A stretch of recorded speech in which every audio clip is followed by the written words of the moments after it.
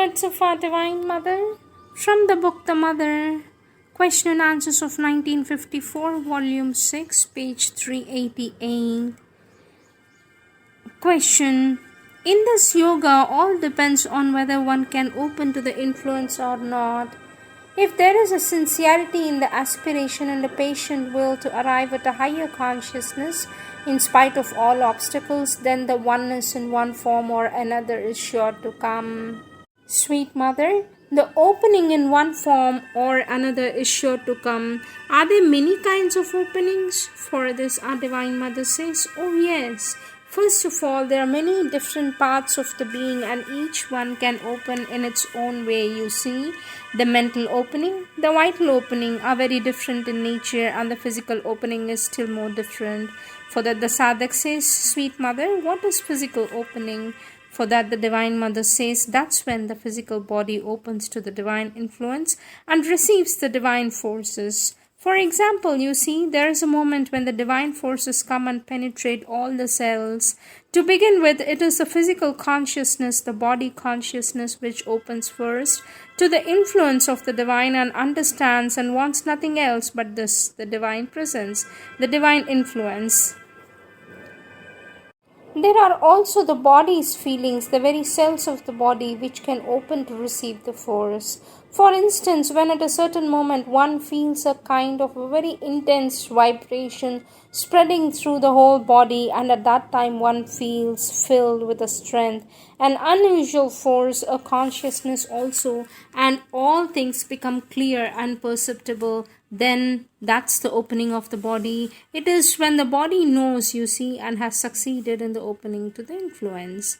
For that the sadhak says, Sweet Mother, why is it better to concentrate in the heart? For that the Divine Mother says, he says here it is easier. For some people it is more difficult. It depends on one's nature, but it is better because if you concentrate in your heart deep enough, it is there that you enter into contact with the psychic for the first time. While if you concentrate in the head, you have to pass later from the head to the heart to be able to identify yourself with the psychic being. And if you concentrate by gathering the energies, it is better to gather them there because it is in this center, in this region of the being that you will find the will to progress, the force of purification, the most intense and effective aspiration.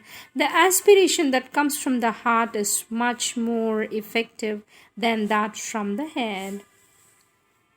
Question.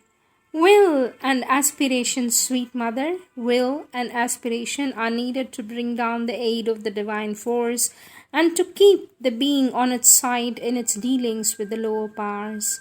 Sweet Mother, what is the meaning of keeping the being on its side?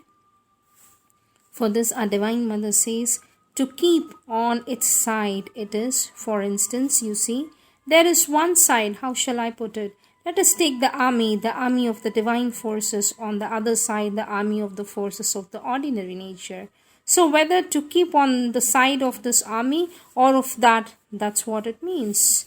You do not understand? That is to say, to go to this side, join this side, or go that side and join that side. If I keep on the side of the divine forces, I join those who are fighting for the divine forces like an army.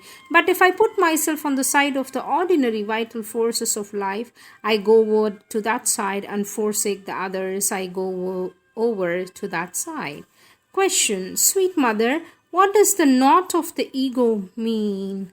For that our Divine Mother says, not, oh, it is an image, you see, but it is something that clings to you and holds you as tightly as a well-made rope knot. And so it is always said that in order to progress truly, the first thing to do is to cut the knot of the ego. It is very expressive and makes a good image, doesn't it?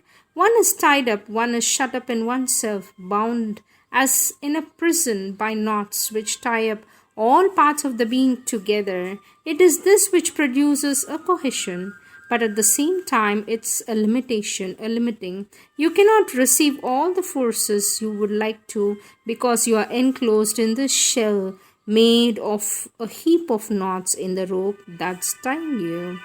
Question, sweet mother, how can we cut the knot of the ego? For that the Divine Mother says, how to cut it? Take a sword and strike it. And mother laughs when one becomes conscious of it.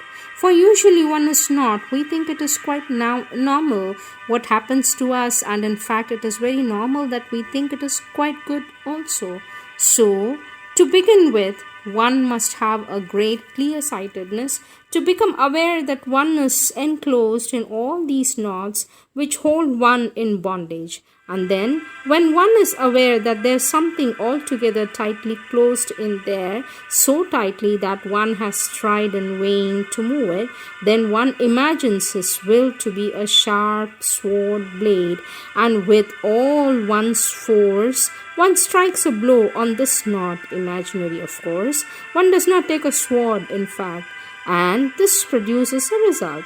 Of course, you can do this work from the psychological point of view, discovering all the elements constituting this knot, the whole set of resistances, habits, preferences, of all that holds you narrowly closed in. So when you grow aware of this, you can concentrate and call the divine force and the grace and strike a good blow on this formation, these things so closely held like that nothing can separate them. And at that moment, you must resolve that you will no longer listen to these things, that you will listen only to the divine consciousness and will do no other work except for the divine work, without worrying about personal results, free from all attachment, free from all preferences, free from all wish for success, power, satisfaction, vanity, all this must disappear, and you must see only the divine will incarnated in your will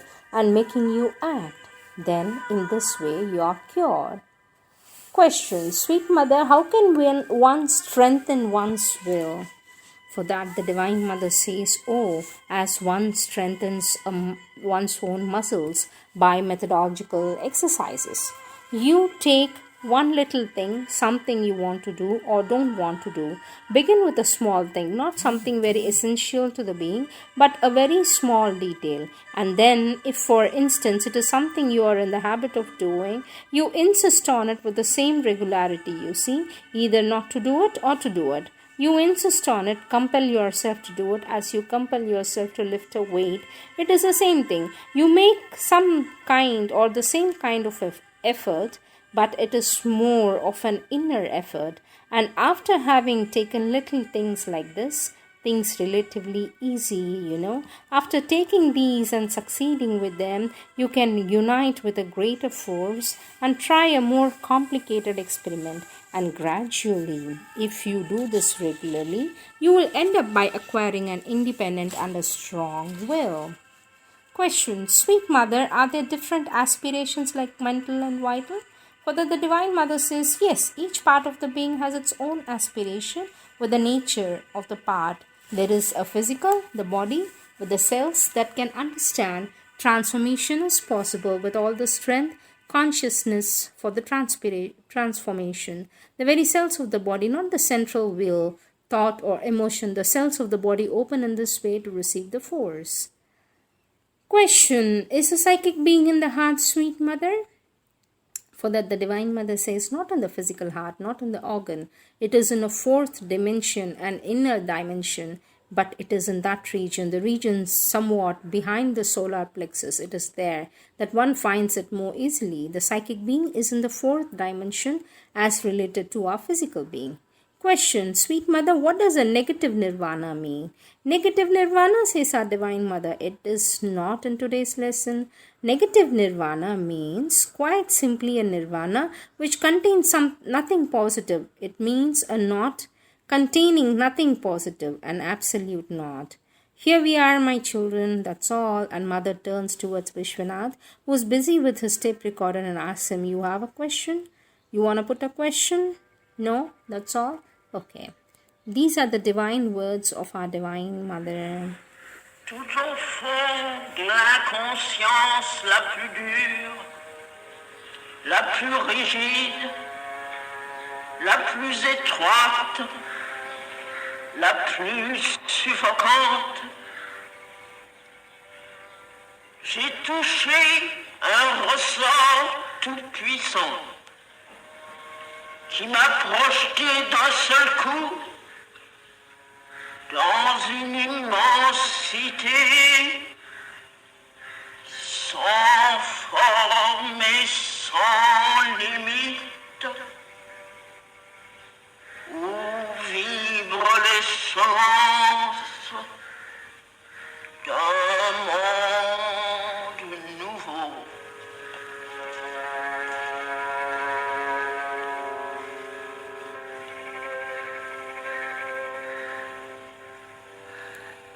At the very bottom of the unconscious, most hard and rigid and narrow and stifling, I struck upon an almighty spring that cast me up forthwith into formless, limitless vast,